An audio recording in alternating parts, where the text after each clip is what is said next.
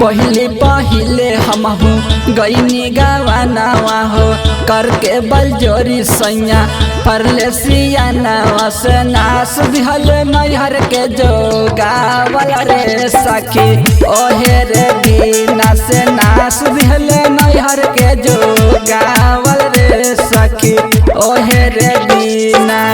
पहले पहले हमहू गईनी गवानावा हो करके बलजोरी सैया परले सियानावा से नास दिहल नैहर के जो गावल रे सखी ओहे रे बिना से नास दिहल नैहर के जो गावल रे सखी ओहे रे बिना।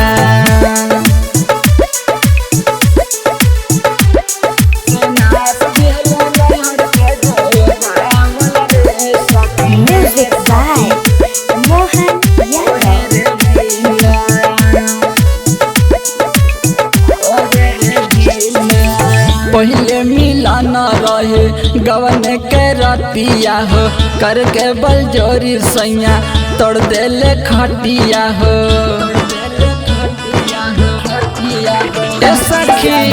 पहले मिलन रहे गवन के रतिया हो करके बलजोरी सखी तोड़ देले खटिया से चारों ओर चन करे लागल राचा रे सखी ओहे रे बिना से नास दिहल नैहर के जो गावल रे सखी ओहे रे बिना।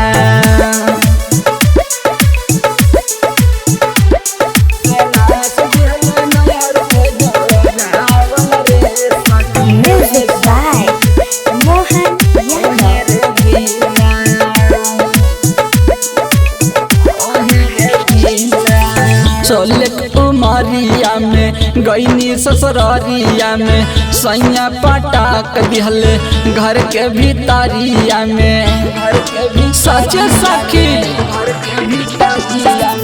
सोलक उमरिया में गईनी ससुरारिया में सैया पटाक दिहल घर के भीतरिया से देखल हमर बड़की गई तीन रे सखी ओहे रे बिना से नास दिहल नैहर के जो गावल रे सखी ओहे रे बिना।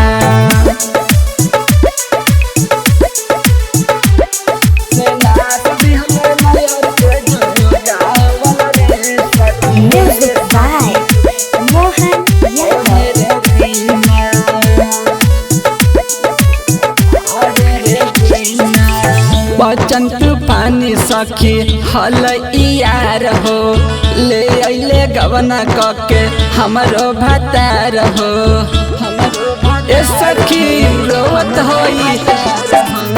बचन तूफानी हमरो हल यार हो ले अइले गवना कके हमरो भतार से अरविंद पिया नास दिहले साड़ी रे सखी ओहे रे बिना। रमेश पिया नास दिहले साड़ी रे सखी ओहे रे बिना।